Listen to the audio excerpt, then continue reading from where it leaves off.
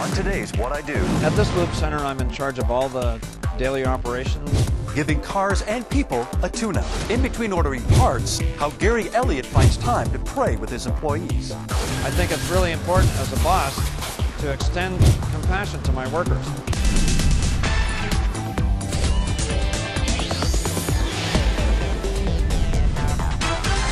Welcome to What I Do. I'm Rob Melnichuk. This is the show that celebrates your workplace calling. Work is twice the fun for Gary Elliott, who loves cars as much as he loves people. Add to that his commitment to God, and his Jiffy Lube can be mistaken for a ministry. Hi, I'm Gary Elliott, and this is what I do. When I was a child, I loved cars and trucks. And as I got older, we couldn't wait to buy our first car. And so I've always had a passion for cars. And I believe God has called me to be in this industry to do what I do best. At this lube center, I'm in charge of all the daily operations.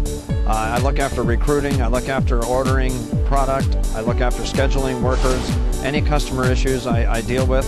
On the job a year and a half now, Gary's got a tough job in an industry with a bad rep. It doesn't matter what industry you're in North America. Corruption is at every single level, whether it's somebody changing oil or it's somebody owning and operating a business. And sometimes an owner might say, boy, you shouldn't have done that because we just lost a sale. Yeah, but you know what? We lost a sale, but we're never going to get in trouble for lying to the big corporate industry. And I think that's so important. And it's that attitude that's got Gary's customers coming back and his boss proud. Every aspect of my life is for God. So when I come to work, this is a ministry. Wherever I am as a ministry. And when I come and work for my boss here, I want to work for him as if God himself was here, and I want to be honest, and I want to treat my customers properly.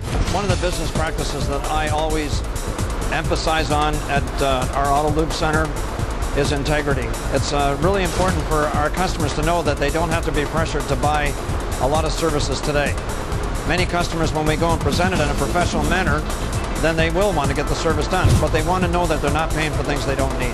But Gary's car shop with a conscience is unique for more reasons than one. Yes, there's the longest tunnel car wash in North America, but there's also all that praying. Everybody has something going on at their home. Everybody has something going on at their life, and they do bring it to work. And a lot of people say, leave your problems at the door. You know what, I don't say that. If you got problems, you want to come in here and talk about it, I'd sooner you bring it here, lay it on the table, let's talk about it, let's pray about it, and then you're able to go to work. I sometimes pray with my employees over loved ones that are sick, issues that they're going through. I don't force it on them. I just ask them if they'd like to pray, and most times they always want to. Call it a tune-up of another kind. Gary proves cars and people both benefit from regular maintenance. Anytime you can take something off your shoulders and give it to God, it makes you feel a lot better, and you're able to work through the day much better. I think they feel a lot freer. And I know that I've been given compassion in my life to be a boss. It's important that we run this business and run it in a way that God would bless us, and He has. He blessed us in so many ways.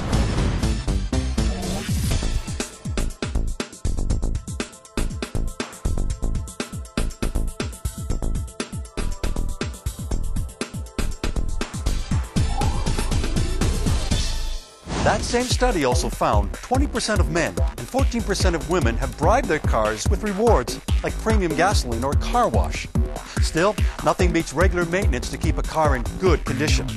We want to know, when it's time for a service, who do you trust? Your dealership or a quick lube center like Gary's? Email us at whatido@crossroads.ca and then go to crossroads.ca/whatido for the results. Gary Elliott's business is a good example of the kind of success that comes from following in the footsteps of God. We leave you now with these wise words from author and leadership expert John Maxwell, who agrees compassion does have a place at the top. This may surprise you, but one of the most important lessons I've learned as a leader is that leaders, the best ones, are good listeners. Now, I've often said that every especially male has two delusions. One is he's a good driver, and number two, he's a good listener. And I don't think probably any of us are really good at either one of them, but here's what I do know. The best leaders, they're really good listeners. In fact, here's what really leaders do. The good ones, they listen, they learn, and then they lead. In fact, all of their leadership cues are taken from walking slowly through the crowd and listening to the people.